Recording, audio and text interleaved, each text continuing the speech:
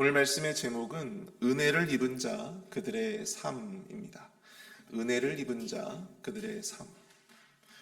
우리 한국 사람들의 이 문화 속에는 참 좋은 것들이 많이 있습니다.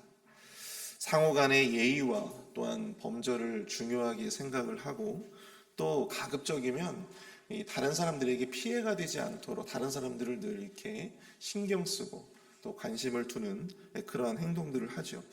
그것이 일장일단이 있겠지만 저는 그것이 굉장히 좋은 문화라고 생각을 합니다. 그런데 예외적으로 우리나라의 어떤 그 문화 속에는 좋지 못한 문화들도 분명히 있습니다. 그중 하나가 바로 이 본전의식이라고 하는 것인데요. 여러분, 본전의식이 뭔지 아십니까? 본전의식. 나도 이만큼 고생을 했으니까 너도 그만큼 고생을 해야 된다라고 하는 생각이죠. 이것이 바로 본전의식입니다. 자신이 힘들게 고생한 것만 생각을 하고, 자신이 그런 고생을, 그 어려움들을 누군가의 도움이나 은혜를 받아서 그것을 해결했음에도 불구하고 자신이 그냥 힘들게 고생한 것만 생각을 하는 거예요. 그래서 다른 사람들도 자신처럼 그 고생을 똑같이, 그 고통을 똑같이 느껴야 한다라고 하는 어떤 의식을 우리가 소위 본전의식이다, 그렇게 이야기를 합니다. 여러분들은 그런 본전의식 여러분들 가지고 계십니까? 네. 그런 것도 있을 수 있어요. 우리가 예전 세대들을 열심히 섬겼으니까 너희들도 이제는 나를 좀 섬겨야 돼 라고 하는 어떤 그런 생각들, 그런 것도 사실 우리나라에서 이런 본전의식이라 말할 수 있는 어떤 교회 문화일 수도 있습니다. 자연스럽게 누군가에게 도움을 주거나 또 은혜를 베풀어 주거나 하는 생각을 하지 못하는 것이죠. 바로 이러한 본전의식, 이것은 은혜가 결여된 삶의 전형적인 모습을 우리에게 보여주고 있다라고 할 수가 있습니다. 은혜를 입은 자, 또 은혜를 아는 자에게 본전의식이라고 하는 말 자체가 어울리지가 않는다라고 하는 것이죠. 특히 우리 그리스도인들에게는 더더욱 그렇습니다. 우리는 예수 그리스도의 은혜를 힘입어 살게 된 사람들입니다. 믿으십니까? 그렇다고 한다면 그 받은 은혜에 합당한 삶의 반응이 우리의 삶 가운데 있어야 된다고 하는 사실이죠. 1만 달란트를 우리 모두가 탕감을 받았어요. 여러분들은 혹시 큰 빚이 있었는데 그것을 혹시 탕감받아본 경험이 있으십니까? 네. 다들 나는 빚이 없는데 라고 하는 표정으로 앉아 계신데, 저는 큰 빚을 탕감받아본 경험이 있어요. 근데 정말 그 빚이 탕감되는 그 순간 너무 기쁘더라고요. 너무 기뻤어요. 여러분, 우리가 1만 달란트 정도의 빚을 지지는 않았지만 성경에 보면 1만 달란트 빚진 자가 그 받은 은혜에 합당한 삶의 반응으로 나타나지 않았을 때 어떤 일이 벌어졌을까요? 그 받았던 은혜가 다시 도로 뺏겨지는, 리터닝 되는 어떤 그러한 상태에 몰리지 않았겠습니까? 여러분, 은혜를 모르는 사람들은요, 자신이 받은 어떤 은혜에 합당한 삶의 반응으로 나타나지 않는 사람들은 결국 그 은혜를 잃게 되어 있다라고 하는 사실을 우리는 성경을 통해서 깨닫게 된다라고 하는 사실입니다.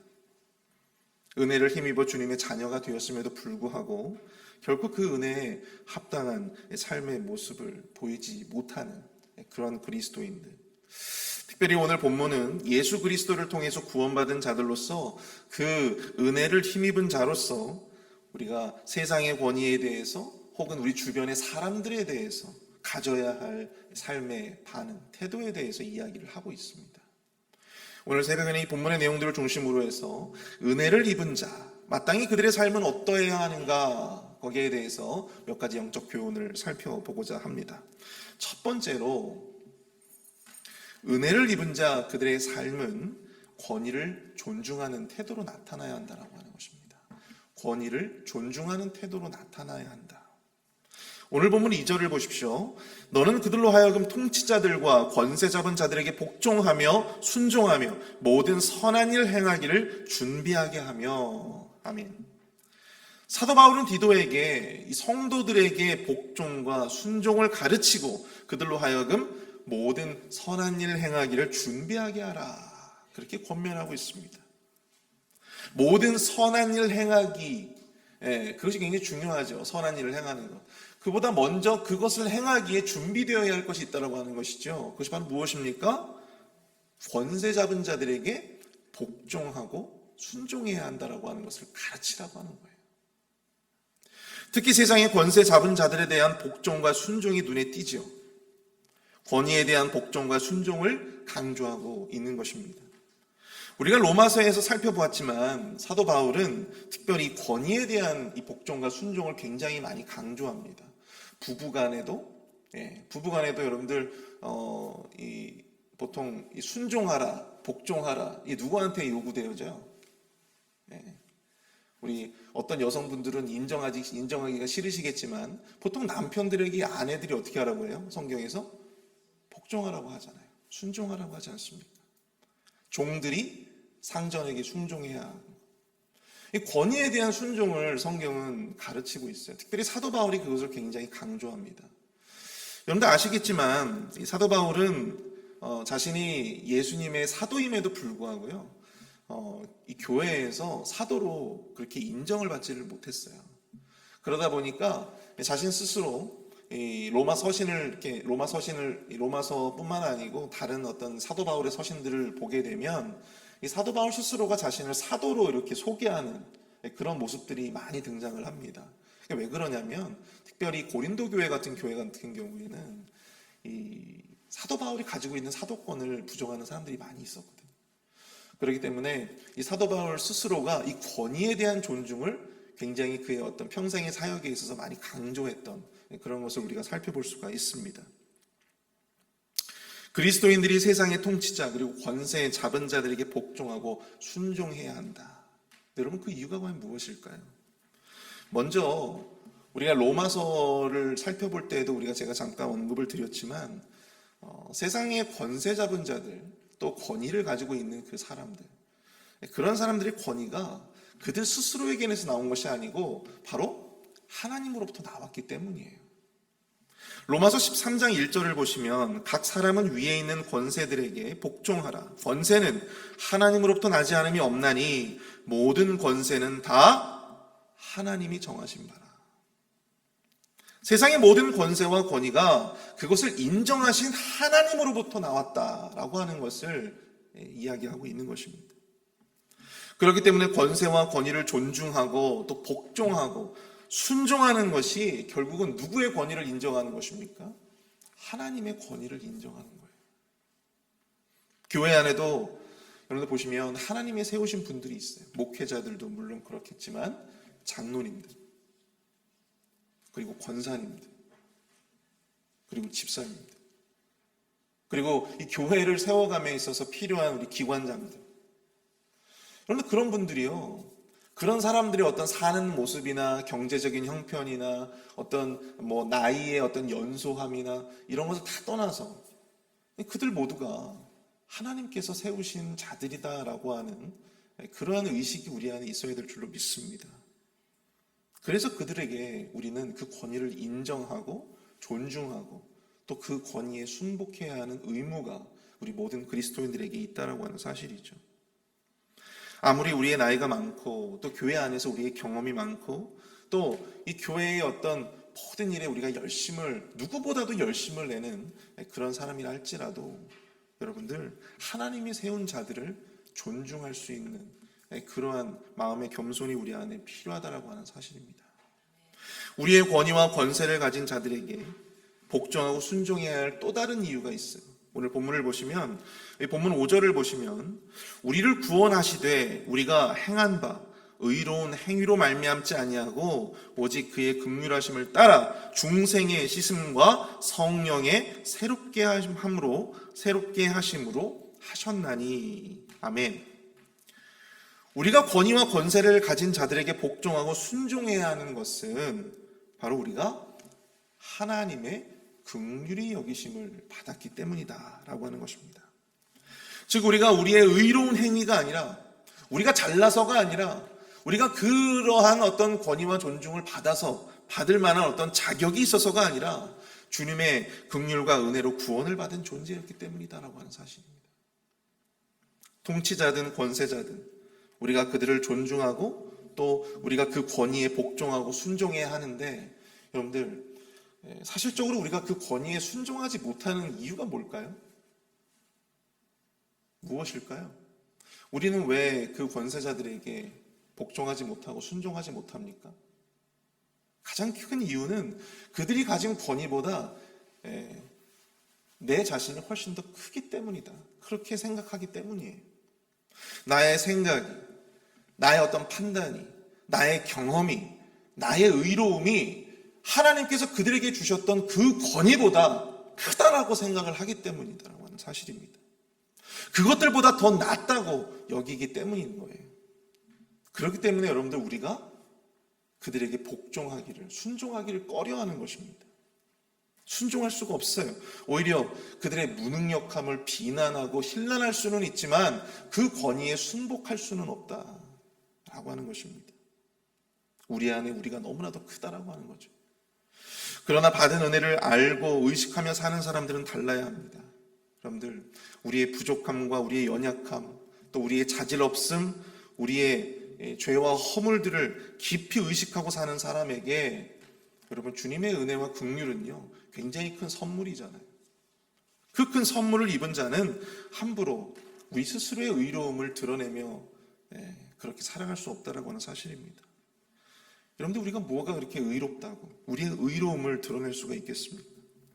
우리의 경험이 얼마나 대단하다고 우리의 경험을 드러내며 살 수 있겠습니까? 모든 것이 주님의 은혜이고 또 주님의 긍휼함으로 말미암은 것이기에 설령 통치자나 권세 잡은 자들이 그 권위에 합당하지 못한 모습의 삶을 살아가거나 연약함을 드러낼 때 여러분들, 우리는 그들을 비난하거나 아니면은 그들을 업신여기고 또 조롱하고 멸시하기보다는 그들을 위해서 기도해야 한다라고 하는 사실이죠. 그들이 더욱더 잘 되기를, 또 그들이 자신들의 허물과 무능력함을 알고 고쳐나갈 수 있기를 우리가 여러분들 기도해야 한다라고 하는 사실입니다. 그리고 그들을 기꺼이 돕고 협력해야 한다라고 하는 사실이죠. 바로 그것이 자신들이 입은 그러한 그 은혜를 온전히 갚아 나아가는, 나누는 삶을 사는 것이다라고 하는 것입니다. 사랑하는 성도 여러분, 이 포스트 모더니즘의 영향으로 말미암아 우리는 오늘날 이 권위를 굉장히 존중하지 않고 인정하지 못하는 시대에 살고 있습니다. 아니, 너나 나나 똑같은데 뭐. 제가 예전에 어떤 교회에서 섬겼었는데요. 그 교회는 교사분들이 굉장히 많았어요. 거의 성도 중에 많았던 경우에는 거의 교사, 교수 뭐 이런 분들이 거의 전체 교인의 한 30% 이상 됐다고 하더라고요. 그만큼 굉장히 이 선생님들이 많았었어요. 근데 그 교회에서 제가 잠깐 사역을 했었는데 어떤 분이 그런 말씀을 하시는 거예요. 뭐 목사나 나나 뭐가 그렇게 다르냐라고 이야기를 하면서 이제 교회 안에서 이제 목사님의 가르침에 대해서 이제 거부하는 사태들이 벌어지는 것이죠. 담임 목사님의 이 가르침에 대해서. 목사나 나는 뭐가 다르냐? 똑같은 교사인데. 물론 다르지 않죠.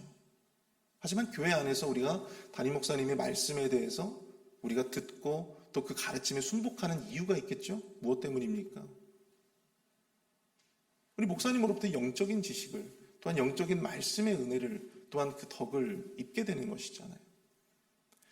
그래서 우리도 똑같은 권위를 가지고 세상 안에서 살아갈 수 있다고 생각하겠지만 어떤 영적인 권위, 하나님께서 세우신 그런 영적 권위를 우리가 존중해 드리는 것은 그들로 말미암아 우리가 영적인 유익을 힘입고 있기 때문입니다. 근데 그것을 인정하지 못하는 그런 모습들이 한국 교회 안에 버젓이 많이 벌어지고 있다고 하는 사실입니다.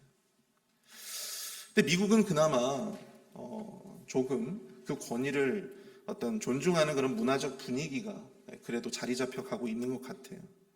그러나 한국은 너무나도 급속도로 국가와 사회 그리고 교회 안에서의 그런 권위가 점점 추락하는 것을 경험하게 됩니다.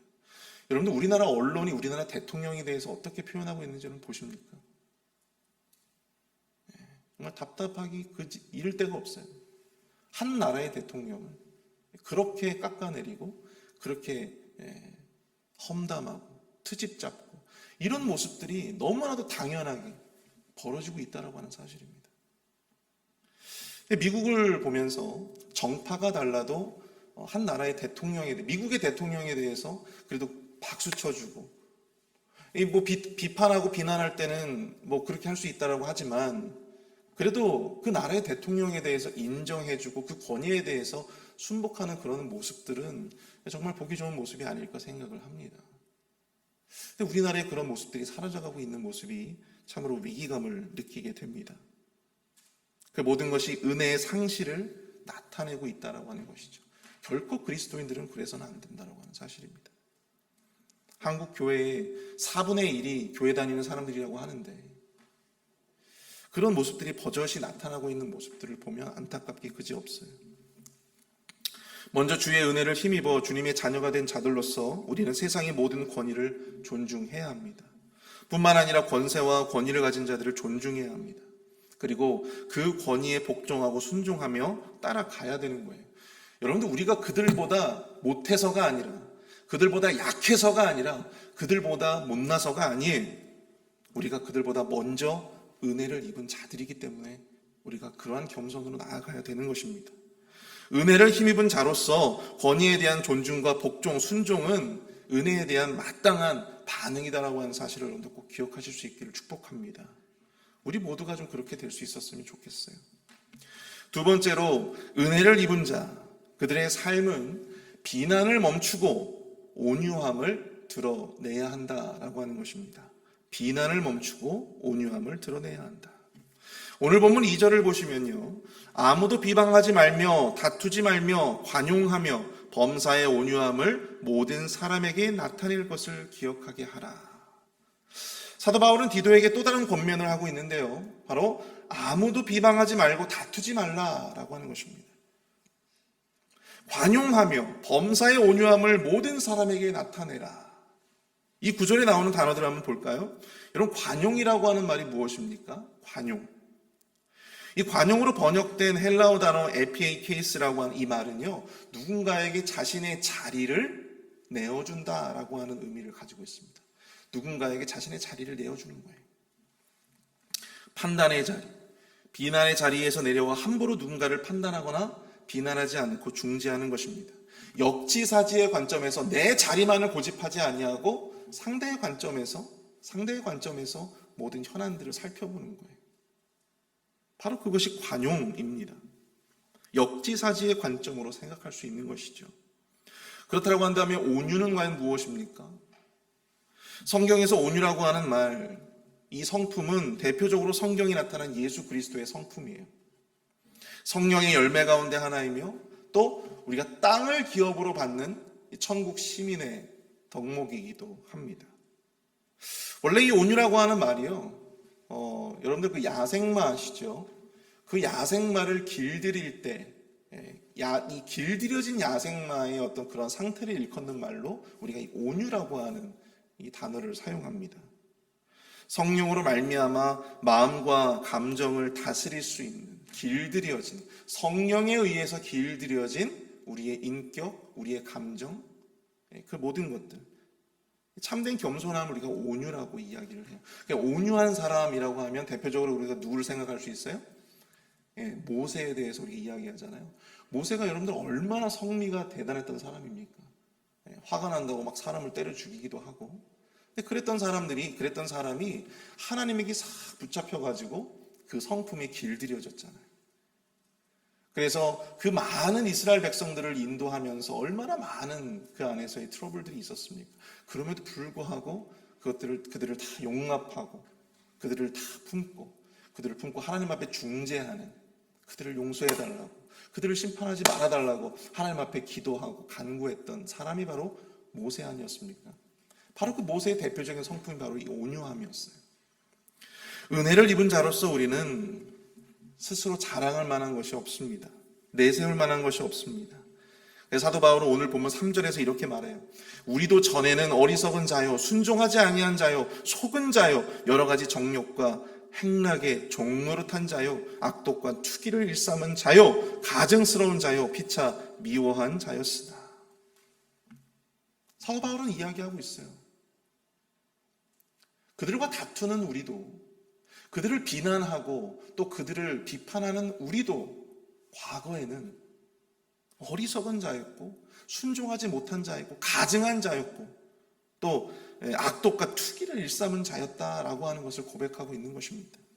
그러한 우리가 누구를 비난하고 또 누구를 힐난하며 또 누구에게 다툼을 야기할 수 있겠느냐라고 하는 것이죠.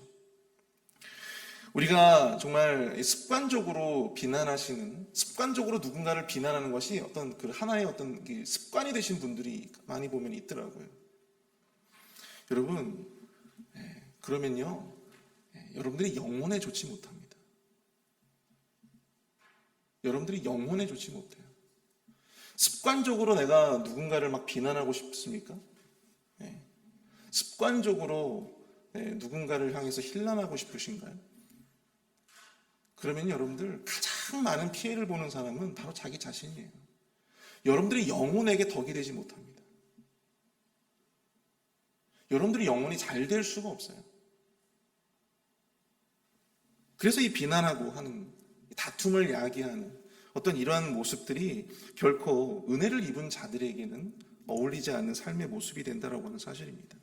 우리의 영혼에 득이 되지 않기 때문이에요. 누군가를 비난하면 자신의 권위가 올라갑니까? 누군가를 비난하면 우리의 의의가 올라갑니까? 오히려 사람들의 손가락질을 더 많이 받게 되고 더 사람들로부터 멀리 여김을 받게 되는 것이죠. 여러분, 우리가 믿는 예수 그리스도는요, 다툼을 야기하는 자가 아니고 우리가 믿는 예수 그리스도는 중재자이셨습니다. 중보자셨어요. 하나님과 우리 사이를 중재하시는 분이십니다. 예수 그리스도를 따르는 자들은요, 중재자가 되어야 됩니다. 함부로 누군가를 비난하고 힐난하고 다툼을 야기하는 자가 아니라 중재자가 되어야 돼요. 화평케 하는 자가 되어야 될 줄로 믿습니다. 선동가가 되어서는 안 돼요. 선동가가 되어서는 안 됩니다. 여러분, 몰라서 선동하지 않는 거 아닙니다. 여러분, 개혁이라고 하는 말도요, 말로 하는 것이 아닙니다.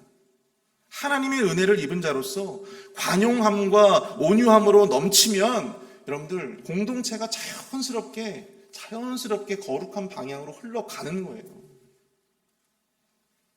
교회의 은혜가 넘칠 수밖에 없는 것입니다. 사랑하는 성도 여러분, 우리의 힘이 약해서 권위에 복종하는 것이 아닙니다. 우리가 몰라서 다른 사람들의 잘못에 비난하지 못하고 비판하지 못하는 것이 아니에요. 그저 그것이 주님의 뜻이 아니기 때문에 그렇습니다. 그것이 주님이 원하는 삶의 방향이 아니기 때문입니다. 주님은 우리가 권위에 복종하기를 원하십니다. 주님은 우리가 다툼을 야기하기보다는 관용과 온유함으로 살아가기를 원하세요. 두 번째로 우리가 복종하고 비난과 비판을 하지 말아야 될 것은 우리가 은혜로 세워진 존재이기 때문에 그렇습니다. 주님의 자비와 사랑으로 은혜로 말미암아 하나님의 자녀가 된 자들로서 우리가 자랑할 만한 것은 우리의 큰 목소리가 아니라 우리의 옳다고 여겨지는 바로 우리의 생각이 아니라 우리의 똑똑한 계획이 아니라 조언이 아닙니다.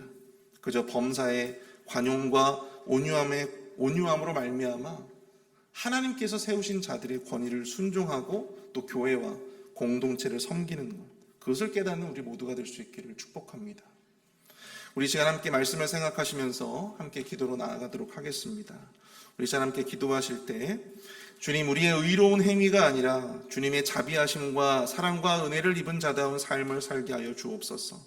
은혜를 입은 자로서 권위를 존중하고 순복할 수 있도록 겸손하게 하여 주시고 무분별하게 또 습관적으로 누군가를 비난하거나 비방하는 다툼을 야기하는 것을 과감하게 멈추게 하여 주시며 관용과 온유함을 드러낼 수 있는 우리의 인격과 삶의 모습이 되게 하여 주옵소서.